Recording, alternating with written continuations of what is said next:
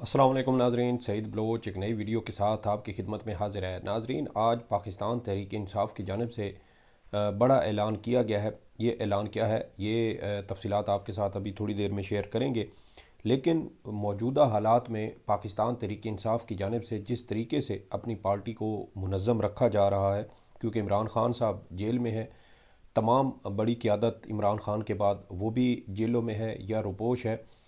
इसके अलावा जो दीगर अहम अहदेदार थे, पार्टी रहनुमा थे, वो 9 मई के वाक़यात के बाद मुख्तलिफ़ मौक़े पर पार्टी को खैरबाद कह चुके हैं और इस मुश्किल वक्त में पार्टी के साथ नहीं खड़े या दीगर सियासी जमातों में शामिल हो चुके हैं, ताकि उनके ख़िलाफ़ जो बनाए गए मुकदमात थे वो ख़त्म हो जाएँ और उनको किसी किस्म से का जो दबाव है उसका सामना ना करना पड़े। लेकिन उन तमाम सीनियर अहदेदारों के छोड़ जाने के बावजूद मौजूदा हालात में जिस तरीके से इमरान खान साहब जेल से अपनी सियासी जमात, उसकी इंतखाबी मुहिम और ख़ास तौर पर टिकटों की तकसीम के हवाले से अहम फ़ैसले किए किए हैं, वो काबिल सताइश हैं। इससे पहले हमने पाकिस्तान की सियासी तारीख़ में कभी किसी सियासी जमात को इस तरह के हालात व वाक़यात से गुज़रते हुए नहीं देखा। यहाँ तक कि आप देखें कि जो मुस्लिम लीग नून के जावेद हाशमी हो, पाकिस्तान पीपल्स पार्टी के जो बैरिस्टर एतजाज़ एहसन हो, लतीफ़ खोसा जो अब पाकिस्तान तहरीक इंसाफ में शामिल हो चुके हैं, इसके अलावा फ़रातुल्लाह बाबर हों या और बहुत सारे ऐसे सिविल सोसाइटी और मुख्तलिफ़ सियासी जमातों के लोग हैं जो इस बात पर वाज़े तौर पर जो है वो अपना राय देते हुए, अपना वज़न डालते हुए नज़र आते हैं कि जिन हालात का इस वक्त पाकिस्तान तहरीक इंसाफ को सामना है, इस तरह के गैर मामूली हालात का आज तक कभी किसी सियासी जमात ने सामना नहीं किया। यहाँ तक कि आमरीत के दौर में भी इस तरह किसी सियासी जमात को रियासत की जानिब से रगड़ा नहीं लगाया गया जो इस वक्त PTI को लगाया जा रहा है। लेकिन इस तमाम तर दबाव, इस तमाम तर मुश्किल सूरत हाल के बावजूद आज पाकिस्तान तहरीक इंसाफ की जानिब से अपने इंतखाबी मंशूर का ऐलान किया गया है। बहुत बेहतरीन मंशूर इसको करार दिया जाए तो गलत ना होगा, और अगर इसको बेहतरीन ना कहा जाए तो मेरे ख्याल में ये भी एक तरह से बददयांती होगी। अभी आपको याद होगा कि दिसंबर के महीने में पाकिस्तान पीपल्स पार्टी की जानिब से अपने इंतखाबी मंशूर का ऐलान किया गया था। पीपल्स पार्टी की जानिब से अपने इंतखाबी मंशूर में 300 यूनिट तक बिजली मुफ्त देने का वादा किया गया। इसके अलावा मुख्तलिफ जो दीगर उनके मंशूर के नारे थे वो अवाम के सामने रखे गए। लेकिन दूसरी जानिब आप देखें कि पाकिस्तान मुस्लिम लीग नून है, तो मुस्लिम लीग नून का जो मंशूर था वो भी एक तरह से पाकिस्तान पीपल्स पार्टी का ही कॉपी किया हुआ मंशूर था, या उसमें मुस्लिम लीग नून के माजी के उन मंसूबों को दोबारा उस मंशूर का हिस्सा बनाया गया था और नई पैकिंग में पुरानी शराब बेचने की कोशिश की गई। मिसाल के तौर पे मुस्लिम लीग नून की जानिब से मानसेरा बूरेवाला में एयरपोर्ट बनाने का कहा गया, विहाड़ी में मेट्रो बनाने का कहा गया, पिंडी में ब्लू ट्रेन बनाने का कहा गया, IGAP रोड पर बसें चलाने का कहा गया, बूरेवाला में मेट्रो वो जो मोटरवे है वो बनाने का नवाज शरीफ साहब की जानिब से ऐलान किया गया। सियालकोट और लाहौर मोटरवे आज बनाने का ऐलान किया गया है कि ये अच्छी नहीं बनी, इसको दोबारा बनाएंगे। और मतलब कि एक बनी बनाई मोटरवे को उखाड़ कर दोबारा सिर्फ इस वजह से शायद बनाया जाएगा ताकि नवाज शरीफ साहब की तख्ती लग सके, क्योंकि ये मोटरवे पाकिस्तान तहरीक इंसाफ के दौर में बनाई गई थी। अब यहाँ पर इसके अलावा जो मुस्लिम लीग नून के मंशूर की एक और ख़ास बात थी वो ये थी कि जो पीपल्स पार्टी के मंशूर में 300 यूनिट बिजली मुफ्त देने का कहा गया था और मुस्लिम लीग नून ने 200 यूनिट बिजली मुफ्त देने का कहा, और इसी तरह के दीगर वादे किए गए। यानी ये वो तमाम चीज़ें थीं जिसमें आपको नुमाइशी जो प्रोजेक्ट्स हैं वो नज़र आते हैं। मिसाल के तौर पे मेट्रो एक नुमाइशी प्रोजेक्ट है, मोटरवेज़ हों, सड़कें हों, बसें हों, ये वो सब नुमाइशी चीज़ें हैं जो आवाम को अपनी आंखों के सामने नज़र आती हैं। और इसी धोखे को बुनियाद बनाकर मुस्लिम लीग नून ये कहती है कि हम देखें, हमने तो तरक्की और खुशहाली के जो है वो दौर दौरा कर दिया पाकिस्तान के अंदर। लेकिन अगर आप ग्राउंड पे जाएं तो जिस शख्स को सेहत की सहूलत दरकार हो, जिस शख्स को तालीम अपने बच्चों के लिए दरकार हो, अगर उस शख्स को सेहत और तालीम ना मिले और उसके घर के सामने मेट्रो चल रही हो, तो फिर उस शख्स के जज्बात और एहसासात मेरे ख्याल में समझना कोई मुश्किल बात नहीं होगी। अब जो पाकिस्तान तहरीक इंसाफ की जानिब से जो अपना मंशूर आज ऐलान किया गया है वो मेरे ख्याल में बहुत ज़्यादा बैलेंस्ड और बहुत ज़्यादा हकीकत के करीब तर है। इसके अलावा आज जो मंशूर पीटीआई की जानिब से जारी किया गया है उसमें एक खुफिया या पोशीदा किस्म का एक पैगाम भी है। वो पैगाम क्या है वो भी आपके साथ तफसील में शेयर करूँगा। आज मुस्लिम लीग नून पाकिस्तान तहरीक इंसाफ की जानिब से जो जो मंशूर आज जारी किया गया है वो बड़ा बेहतरीन है, बड़ा ज़बरदस्त है। वो किस हवाले से, आज बैरिस्टर गौहर साहब ने जो इस्लामाबाद में इनका सेंट्रल सेक्रेटरीट है वहाँ बैठकर एक प्रेस कॉन्फ्रेंस के ज़रिए एक तो इमरान खान साहब के जो मौजूदा मुकदमात चल रहे हैं उस पर खुलकर बात की और उन्होंने कहा कि इमरान खान को फेयर ट्रायल का हक़ नहीं दिया जा रहा, इमरान खान का फेयर ट्रायल का हक़ ख़त्म कर दिया गया। और ख़ास तौर पर तो जो साइफ़र केस है उसमें, क्योंकि अब ये बातें मंजर आम पर आ चुकी हैं। नजम सेठी एक प्रोग्राम में कह चुके हैं कि आम इंतखाबात से पहले इमरान खान को हर सूरत एक मुकदमे में लाजमी सज़ा सुनाई जाएगी। दूसरी जानब सरकारी वकील ये कह चुके हैं कि इमरान खान को साइफ़र केस में सज़ाए मौत दिलवाने की कोशिश करूँगा। तो उसके बाद अब बिल्ली थैले से बाहर आ चुकी है। किसी भी वक्त इमरान खान को जिस तरीके से ये भूडे अंदाज में तमाम तर जो फेयर ट्रायल के का हक़ है उसको रोंद कर जो जिस तरह ट्रायल चलाया जा रहा है, इससे ये बात वाज़ेह हो चुकी है कि अब इमरान खान को आम इंतखाबात से पहले लाजमी जो है वो सज़ा दिलवाई जाएगी। इसी बात पर आज बैरिस्टर गौहर खान ने इस्लामाबाद हाई कोर्ट के चीफ जस्टिस और चीफ जस्टिस पाकिस्तान जस्टिस काजी फ़ायज़ ईसा से ये मुतालबा किया है कि वो इस मामले को देखें, इस पर नोटिस लें और इमरान खान के जो फेयर ट्रायल का हक़ है उसको दोबारा बहाल किया जाए। लेकिन मुझे इसमें कोई ख़ास उम्मीद नज़र नहीं आती, क्योंकि अगर अदालतों ने इसके ऊपर किसी किस्म का कोई नोटिस लेना होता तो फिर वो पहले ही ले चुकी होती।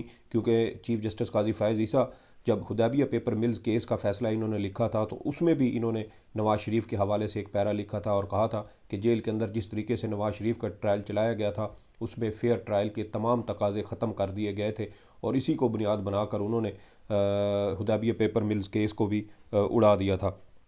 लेकिन इमरान खान के मामले पर बिल्कुल खामोश है और इमरान खान और पीटीआई के साथ जो कुछ हो रहा है उस पर यकीन करने को भी तैयार नहीं है। अब जो आज पीटीआई की जानिब से मंशूर का ऐलान किया गया है उसमें बैरिस्टर गौहर खान साहब की जानिब से ये कहा गया कि तहरीक इंसाफ आज अपने मंशूर का ऐलान करने वाली है और ये तमाम सियासी जमातों के लिए बड़ा अहम दिन होता है। लेकिन उन्होंने ये भी अफसोस का इजहार किया और कहा कि जिन लोगों ने मंशूर की तैयारी में मदद की वो आज के हालात के पेश नज़र हमारे साथ नहीं बैठ सकते। यकीनन इसमें हमाद अज़हर साहब का इसमें वाज़े तौर पर अमल और किरदार होगा, मुराद सईद साहब का होगा और दीगर बहुत सारी ऐसी मरकज़ी क़यादत जो जिसने अपनी अपनी डोमेन में रहते हुए इस मंशूर की तैयारी में मुआवनत की होगी। लेकिन वो तमाम लोग रोपोश हैं, मंजर आम से गायब हैं, क्योंकि रियासत का जो क्रैक डाउन है वो अब भी जारी है। पीटीआई को लेवल प्लेइंग फील्ड तो क्या फील्ड भी फ्राहम नहीं की जा रही। और जो मंशूर आज पाकिस्तान तहरीक इंसाफ की जानिब से दिया गया वो बड़ा ज़बरदस्त है। आज के हालात व वाक़यात के साथ उसकी जो मुमासलत है वो बहुत ज़बरदस्त है। मिसाल के तौर पे शानदार पाकिस्तान, शानदार मुस्तकबिल और ख़राब माजी से छुटकारा। ये ख़राब माजी का छुटकारा मेरे ख्याल में ये जो 20-21 माह की गुज़श्ता हुकूमत है जिसमें पाकिस्तान मुआशी तौर पर, सियासी तौर पर, आइनी तौर पर, जमहूरी तौर पर, हर तरह से या इक़्तिसादी तौर पर भी अगर कहा जाए हर शोबे में हमें इसमें जो गिरावट है वो नज़र आई है और शायद इसी को बुनियाद बनाकर इंतखाबी मंशूर में इसका ज़िक्र किया गया है। इसके अलावा पाकिस्तान तहरीक इंसाफ की जानिब से ये कहा गया है कि तहरीक इंसाफ इक़्तिदार में आकर ट्रुथ एंड रिकन्सिलिएशन कमीशन बनाएगी ताकि आगे बढ़ने का रास्ता तय किया जाए। मेरे ख्याल में ये बहुत लाजिम और बहुत ज़रूरी है कि इस तरह का एक फ़ैक्ट फाइंडिंग किस्म का जो कमीशन है वो बनाया जाए। ख़ास तौर पर साइफ़र वाले मामले की तहकीकात होना भी ज़रूरी है। अवाम के सामने ये सच आना चाहिए कि क्या वाकई अमेरिका की जानिब से ये धमकी दी गई थी, क्या अमेरिका की जानिब से साइफ़र भेजा गया था। वज़ीर आज़म इमरान खान की आज़ाद ख़ारजा पॉलिसी और अमेरिका को अड्डे ना देने के मामले पर हुकूमत गिराने का कहा गया था, ये बहुत ज़रूरी है और इसी चीज़ को आज पाकिस्तान तहरीक इंसाफ ने अपने इस मंशूर में शामिल किया है। इसके अलावा मंशूर का जो दूसरा नुक्ता है वो ये है, एक कौम एक जैसा कानून, सब होंगे बराबर। बिल्कुल बेहतरीन बात है। आप देखें कि जब पीटीआई की गुज़श्ता हुकूमत थी उस हुकूमत में भी पाकिस्तान तहरीक इंसाफ की जानिब से पाकिस्तान पीनल कोड जो पीपीसी कहलाता है उसमें बहुत बड़े लेवल पर इस्लाहात का आगाज़ किया था। बहुत सारी इस्लाहात हो चुकी थी, दीगर पर काम जारी था, लेकिन हुकूमत ख़त्म कर दी गई और अब इस सिलसिले को वहीं से शायद आगे शुरू करने का, बहाल करने का फ़ैसला पाकिस्तान तहरीक इंसाफ ने किया। और ये लाजिम है, हमारे सामने की बातें हैं कि मुल्क में जिस तरीके से गिरफ़्तार सियासी कारकुनों के मुकदमात समात के लिए मुकर्रर नहीं होते और मुकर्रर हो जाएँ तो डिलिस्ट हो जाते हैं, जजेज़ केस सुनने से इनकार कर देते हैं। और ये वो सारी चीज़ें हैं जिनके ऊपर काम करना ज़रूरी है। फिर बगावत जैसे जो कॉलोनियल या साम्राज्य कवानीन है, उसका ख़त्म करना ज़रूरी है। एमपीओ को कानून साम्राज्य कानून है जो अंग्रेज़ का बनाया हुआ है, इसका हमने देखा कि दौर हाज़िर में इसको जिस बदतरीन तरीके से इसका इस्तेमाल किया गया और ख़ास तौर पर पाकिस्तान तहरीक इंसाफ को कुचलने और इसको दबाने के लिए जिस तरीके से एमपीओ का इस्तेमाल हुआ, बगावत के कानून का इस्तेमाल हुआ, ये कवानीन और ये शिकें लाजमी तौर पर ख़त्म होना ज़रूरी हैं। इसके अलावा पाकिस्तान तहरीक इंसाफ ने आज जो अहम एक इशारा दिया है अपने इस मंशूर के ऐलान में, उसमें कहा गया है कि पीटीआई इक़्तिदार में आकर आइनी तरामीम करवाएगी जिसके तहत वज़ीर आज़म का इंतखाब बराह रास्त आवाम मुंतखब करेगी। यानी कि वज़ीर आज़म का इंतखाब आवाम से होगा। ये एम एन एज़ और जो है ये कौमी असम्बली पहले जैसे एम एन एज़ बनते हैं और उसके बाद फिर वो सारे एम एन एज़ जिसकी अक्सरियत जिस जमात की होती है वो फिर आगे जाके अपना वज़ीर आज़म मुंतखब करती है। तो ये जो वज़ीर आज़म का बराह रास्त आवाम से इंतखाब है, ये एक तरह से रेफरेंडम वाला सिस्टम है जो अमेरिका, तुर्की और दीगर ममालिक में लागू है। और इसके लिए ज़रूरी है कि 2/3 अक्सरियत हो, आइनी तरमीम लाना पड़ेगी। और यही वो नुक्ता है जो मैं आपके साथ शेयर करना चाहता था कि अगर पाकिस्तान तहरीक इंसाफ ने ये चीज़ें अपने इंतखाबी मंशूर में शामिल की हैं तो इसका मतलब ये है कि पीटीआई के जहन में ये बात है और वो ये जानते हैं कि वो आसानी से 2/3 अक्सरियत हासिल कर लेंगे, वरना इस तरह की चीज़ें वो कभी भी अपने मंशूर में शामिल ना करते। और पीटीआई ये पहले भी बार बार इमरान खान साहब इसका जिक्र करते रहे हैं कि वो 2/3 अक्सरियत लेंगे ताकि वो जो आइनी तरामीम करनी है, जिस तरीके से मुल्क में इस्लाहात की ज़रूरत है, उसके लिए लाजिम है कि 2/3 अक्सरियत हो, आइन में तरामीम की जाएँ। और ये जो सिलसिला है कि बराह रास्त आवाम मुंतखब करे, ये उसी तरफ हमें जाता हुआ नज़र आ रहा है। और जो इमरान खान साहब का अभी जो पीटीआई का इससे पहले नारा था वो यही था कि निज़ाम बदलो, पाकिस्तान बदलो। और निज़ाम बदलने के लिए आइनी तरामीम ज़रूरी हैं और आइनी तरामीम करने के लिए 2/3 अक्सरियत होना ज़रूरी है, जो मौजूदा हालात में मेरे ख्याल में 2/3 की बजाय अब 3/4 की तरफ मुझे तो ये चीज़ें जाती हुई नज़र आ रही हैं। 70 से 80% के करीब मुझे पीटीआई की कामयाबी की जो परसेंटेज है, जो तनासुब है, वो नज़र आ रहा है। इसके अलावा बैरिस्टर गौहर ने मज़ीद कहा कि हम कौमी असम्बली की मुद्दत 5 साल से कम करके 4 साल करेंगे। अब 4 साल वाला जो टेन्योर है ये अमेरिका में है, जहाँ पर 4 साल का एक सदर का टेन्योर होता है और उसके लिए भी अगर आपने ये कम करना है तो फिर इसके लिए भी आइनी तरमीम ज़रूरी है। और यही वो इशारा है, यानी पीटीआई ये समझ चुकी है, ये जानती है कि वो 2/3 अक्सरियत बआसानी हासिल कर लेंगे। फिर एक और अहम नुक्ता जो पीटीआई का है वो है नया पाकिस्तान और नई तब्दीली का निज़ाम। वही जो चीज़ के निज़ाम बदलो, पाकिस्तान बदलो, ये उसी से मिलता जुलता ये नुक्ता है। और पीटीआई ये समझती है कि निज़ाम को बदले बग़ैर इस मुल्क को बेहतर नहीं किया जा सकता। और ख़ास तौर पर अब देखें कि 9 मई के बाद से जिस तरीके से पूरा मुल्क, पूरा निज़ाम एक्सपोज हुआ है, उसके बाद मेरे ख्याल में इस पूरे निज़ाम की ओवरहालिंग की ज़रूरत है। पुलिस का महकमा हो, अदलिया का हो, ब्यूरोक्रेसी हो या कोई भी शोबा हो, वो हर हर शोबा करप्ट हो चुका है, तबाह हो चुका है और उसको रीस्ट्रक्चर मुकम्मल तौर पर नए सिरे से उसको बेहतर करने की ज़रूरत है। फिर पीटीआई ने एक और जो मंशूर का ऐलान किया वो है कि सेनेट की मुद्दत 6 साल की बजाय 5 साल करेंगे और 50% सेनेटर बराह रास्त आवाम से मुंतखब होंगे। फिर आइनी तरमीम और 2/3 अक्सरियत, ये चीज़ें बार बार रिपीट हो रही हैं क्योंकि पीटीआई एक बड़ा, मेरे ख्याल में 18वीं तरमीम की तरह एक बड़ी आइनी तरामीम लाने का शायद वो काम का ना सिर्फ आगाज़ कर चुके हैं बल्कि शायद इसके ऊपर बहुत ज़्यादा पेपर वर्क भी हो चुका हो, क्योंकि पीटीआई ने बड़ी तादाद में वकीलों को टिकट दिए हैं और वकीलों को बड़ी तादाद में कौमी असम्बली में लाने का मुझे जो एक वजह नज़र आती है वो यही है कि वकला ही ये सारी कानून साजी करेंगे और वो आइन की जो शक्ल है उसको बेहतर अंदाज में पेश करेंगे। तो इसीलिए अब शायद आपको भी समझ आ रही होगी कि वकीलों को इतनी बड़ी तादाद में टिकटें जारी करने की क्या वजह थी। इसके अलावा मज़ीद वो ये कहा गया है कि तहरीक इंसाफ मुआशी तरक्की के हवाले से उन्होंने कहा कि तेज़ होगा मुआशी पहिया, तरक्की करेगा पाकिस्तान। सेहत कार्ड का उन्होंने कहा कि हर जगह पर सेहत कार्ड जो है वो फ्राहम किया जाएगा, और नौजवानों के लिए मजबूत जवान खुशहाल पाकिस्तान का नारा PTI की जानिब से लॉन्च किया गया है, कहा गया है। और आप देखें कि इसके अलावा जो आपका ये सेनेट, ये जो स्टेट बैंक है उसकी तरक्की और उसकी जो खुद मुख्तारी है मुआशी इस्लाहात के हवाले से उन्होंने कहा कि मुआशी रिफॉर्म्स के लिए हम शॉर्ट टर्म और लॉन्ग टर्म रिफॉर्म्स लाएंगे, स्टेट बैंक को खुद मुख्तार बनाएंगे। इससे पहले भी PTI के दौर में ही स्टेट बैंक को बाइख्तियार बनाने का एक कानून मंजूर हुआ था, जिसके ऊपर PDM हुकूमत ने बाइकाट किया था और सौदेबाजी की कोशिश भी की थी। इसके अलावा आवाम की तरक्की के लिए स्कीमें लॉन्च करेंगे, टैक्स नेट बढ़ाएंगे, टैक्स ब्रैकेट्स बनाकर आवाम और कॉरपोरेट सेक्टर को रिलीफ देंगे। ये बड़ी बेहतरीन चीज़ है कि रिलीफ आवाम को भी मिले। और अब देखें कि जब PTI की हुकूमत थी तो जो अब देखें ना, हमारा जो बिजली बनाने का की जो IPPs है उनकी कैपेसिटी है तकरीबन 42,000 मेगावाट, और बिजली इस वक्त बन रही है 24-25 हज़ार मेगावाट, और ऊपर से ये जो 17-18 हज़ार मेगावाट की शॉर्टफॉल आता है, इसके पैसे कैपेसिटी पेमेंट की मद में IPPs वसूल करते हैं लेकिन बिजली पूरी नहीं बनाते। तो PTI ने उस वक्त ये किया कि इससे जो एक्स्ट्रा बिजली होती थी वो इंडस्ट्री को सस्ती यानी 10-10 रुपए या 15 रुपए फ़ी यूनिट के हिसाब से फ़रोख्त की, और इंडस्ट्री को कहा कि आप ये सस्ती बिजली लें और आप इंडस्ट्री को फ़रोग दें, जिसकी वजह से बहुत सारी जो टेक्सटाइल मिलें थी उन्होंने 6-6 माह के अंदर कई कई यूनिट लगा दिए, क्योंकि कोरोना के दौरान भारत और बांग्लादेश के जो गारमेंट्स के तमाम तर ठेके थे, कॉन्ट्रैक्ट्स थे, वो पाकिस्तानी कंपनियों को मिलना शुरू हो गए थे।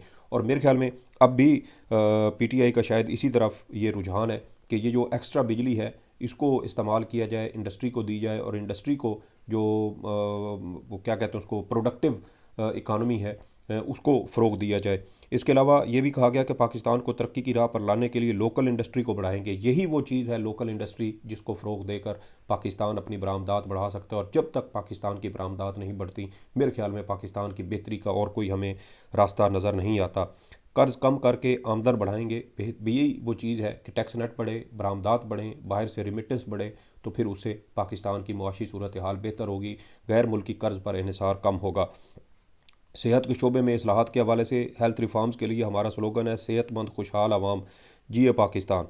पूरे मुल्क में सेहत कार्ड को फैलाने का फ़ैसला किया गया है। अब अगर पूरे मुल्क में सेहत कार्ड को फैलाने का फ़ैसला किया गया है तो इसका एक मतलब ये है कि PTI पूरे मुल्क पर हुकूमत बनाने का वाज़े तौर पर इरादा रखती है। क्योंकि आप देखें कि जब गुज़श्ता हुकूमत थी तो सिंध के अंदर PP की हुकूमत थी और पीपल्स पार्टी ने सिंध में सेहत कार्ड को लॉन्च करने से इनकार कर दिया था। तो अब अगर ये पूरे पाकिस्तान में सेहत कार्ड को फैलाने का कह रहे हैं तो इसका मतलब ये है कि कौमी असम्बली और चारों सूबाई असम्बलियों गिलगित बल्तिस्तान और आज़ाद कश्मीर में आने वाली हुकूमत PTI की ही है। ये भी एक तरह का इशारा है।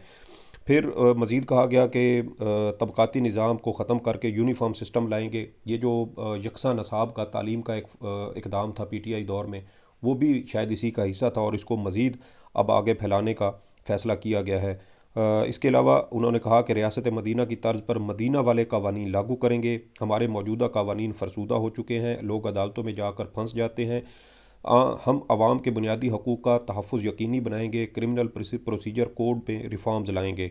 PTI मकबूल तरीन सियासी जमात है लेकिन हमें इंतखाबी मुहिम चलाने की इजाज़त नहीं, ये किसी भी सियासी जमात का बुनियादी हक़ है। तो अब आप देखें कि ये वो तमाम बुनियादी चीज़ें हैं जो पाकिस्तान तहरीक इंसाफ ने आज अपने मंशूर में जारी की हैं। यानी PTI ने ना मोटरवे बनाने का कोई वादा किया है, ना एयरपोर्ट बनाने का वादा किया है, ना मेट्रो बनाने का वादा किया है, ना जो इस तरह के दीगर नुमाइशी और फैंसी किस्म के मनसूबाजात थे जिसका मकसद सिर्फ़ और सिर्फ आवाम को बेवकूफ़ बनाना होता है, उसका ऐलान नहीं किया, बल्कि वो इक़दामात किए हैं जिससे पाकिस्तान की जो इकॉनमी है वो बेहतर हो, पाकिस्तान की बरामदात बेहतर हों, पाकिस्तान की मईशत बेहतर हो। तो यहाँ से आपको फ़र्क नज़र आ जाना चाहिए कि मुस्लिम लीग नून पीपल्स पार्टी का क्या मंशूर है और पाकिस्तान तहरीक इंसाफ का क्या मंशूर है। अगर इस वक्त PTI मुकम्मल तौर पर 9 मई से पहले वाली सूरत हाल पर होती तो हमें शायद इस मंशूर में मज़ीद बेहतरी भी नज़र आती। ये कुछ तफसीलात थी जो आपके साथ शेयर करना थी। इस वीडियो के हवाले से आपकी जो भी आरा हो फीडबैक ज़रूर दीजिएगा। सईद बलोच को इजाज़त दे। अल्लाह हाफ़िज़।